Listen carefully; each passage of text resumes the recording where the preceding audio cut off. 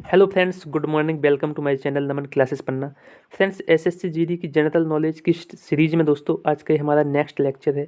आज हम पढ़ने वाले हैं जीएसटी से संबंधित दोस्तों सभी महत्वपूर्ण क्वेश्चंस जो भी बनते हैं, जो भी पूछे गए हैं प्रीवियस ईयर एग्जाम से, जो भी पूछे जाने वाले हैं।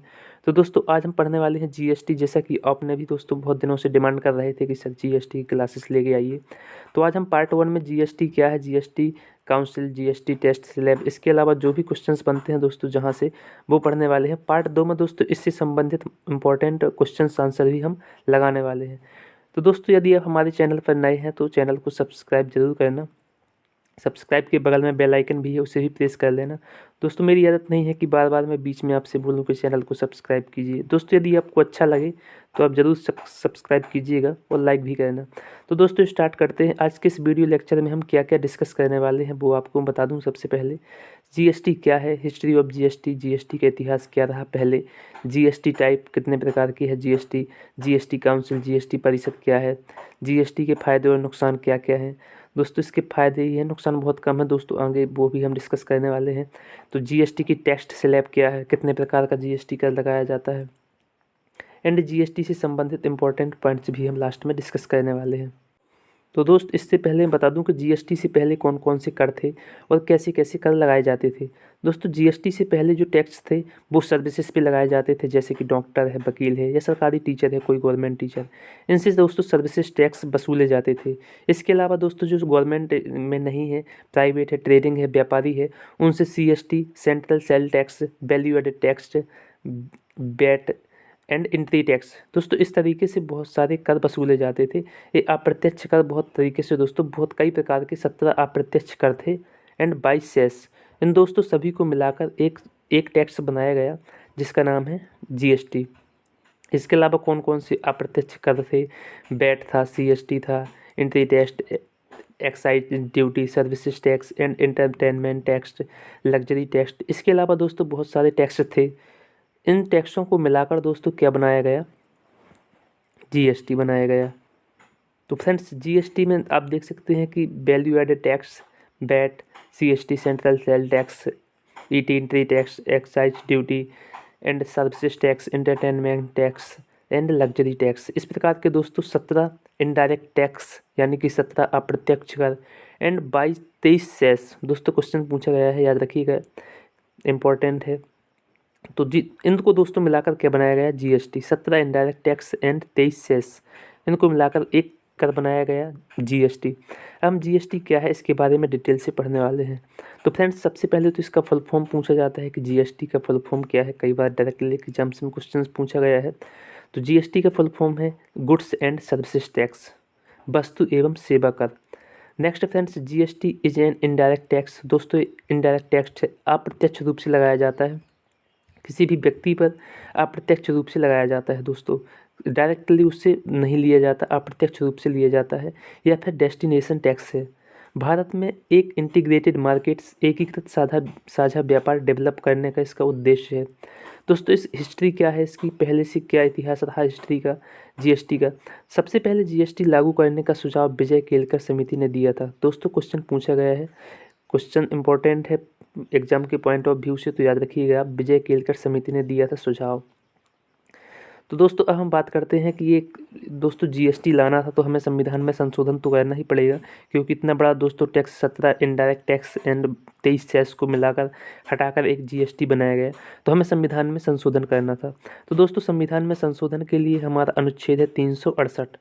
दोस्तों 368 अनुच्छेद के तहत संविधान में संशोधन किया जा सकता है। इसके तहत 122वां संविधान संशोधन बिल संसद में लाया गया। दोस्तों संविधान संशोधन बिल अलग होता है और संविधान संशोधन अधिनियम अलग होता है, तो याद रखिएगा। 122वां संविधान संशोधन बिल संसद में लाया गया। ये बिल सबसे पहले दोस्तों लोकसभा में पारित हुआ 3 अगस्त 2016 को। दोस्तों 3 अगस्त 2016 को लोकसभा में पारित हो गया। इसके 5 दिन बाद राज्यसभा में 8 अगस्त 2016 को पारित हो गया और फिर 15 राज्यों ने इसे पास किया। इसमें सबसे पहले जीएसटी बिल को रेटिफाई और पास असम राज्य ने किया। इसमें राष्ट्रपति ने मुहर लगाई दोस्तों 8 सितंबर 2016 को। इस प्रकार 101वें संविधान संशोधन के तहत जीएसटी को संविधान में जोड़ा गया और इसे 1 जुलाई 2017 से लागू कर दिया गया। तो दोस्तों क्वेश्चन पूछा गया है, इसे कब से लागू किया गया, 1 जुलाई 2017 से। फ्रेंड्स इसे कौन से संविधान संशोधन द्वारा लाया गया, कौन से संविधान संशोधन अधिनियम द्वारा, तो 101वां संविधान संशोधन अधिनियम के द्वारा संविधान में जोड़ा गया। अब फ्रेंड्स हम पढ़ने वाले हैं जीएसटी टाइप। जीएसटी कितने प्रकार का होता है, सीजीएसटी, एसजीएसटी एंड आईजीएसटी। दोस्तों सीजीएसटी का फुल फॉर्म होता है central goods and services tax, SGST का होता है state goods and services tax and IGST का होता है integrated goods and services tax. दोस्तों सीजीएसटी केंद्र द्वारा लगाया जाता है, एसजीएसटी लगाया जाता है राज्य द्वारा एंड आईजीएसटी दोस्तों अनुच्छेद 269 के तहत।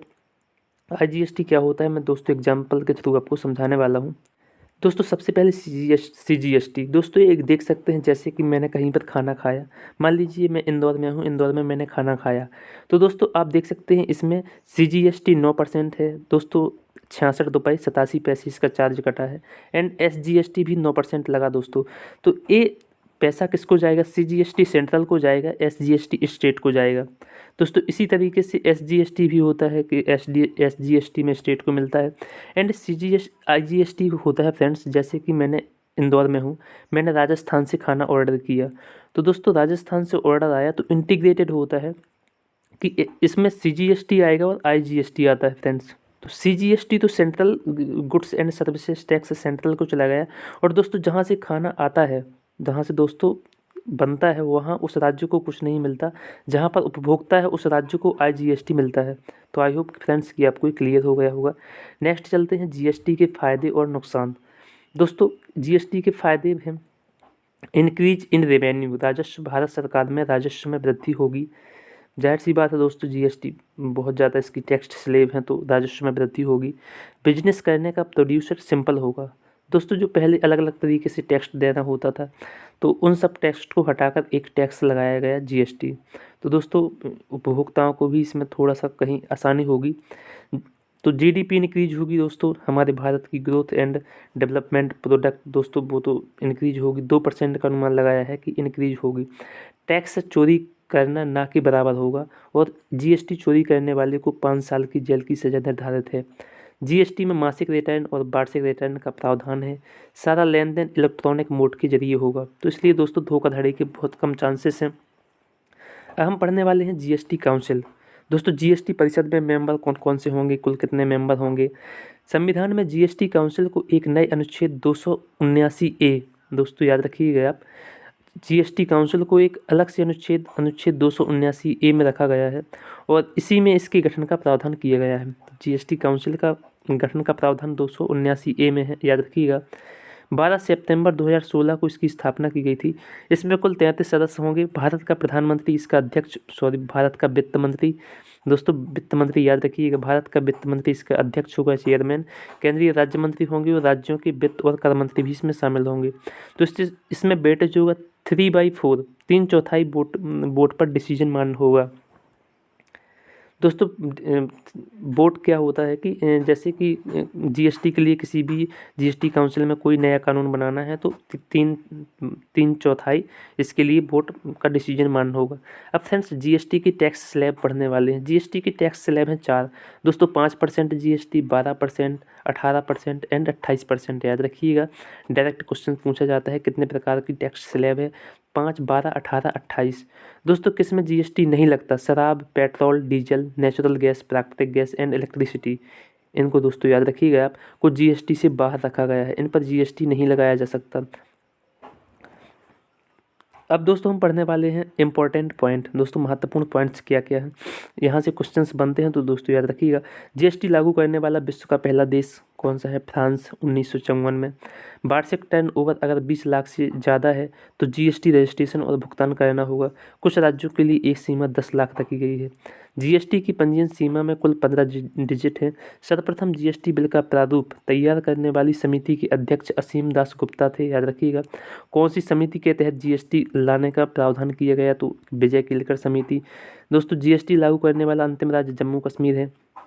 इसके अलावा बता दूं दोस्तों मैं जीएसटी को लागू कब किया गया 1 जुलाई 2017 को कौन से संविधान संशोधन द्वारा 101वां संविधान संशोधन द्वारा। तो दोस्तों इस तरीके से हमने जीएसटी से संबंधित इंपॉर्टेंट थ्योरी डिस्कस कर चुके हैं। नेक्स्ट पार्ट में दोस्तों मैं आपको इंपॉर्टेंट क्वेश्चंस इसी से रिलेटेड लेके आने वाला हूं। तो दोस्तों चैनल को सब्सक्राइब जरूर करना एंड बेल आइकन ही प्रेस कर लेना ताकि जब भी मैं वीडियो अपलोड करूँ तो नोटिफिकेशन उसका सबसे पहले आप तक पहुँचे। मिलते हैं नेक्स्ट वीडियो में फ्रेंड्स, तब तक के लिए जय हिंद जय भारत।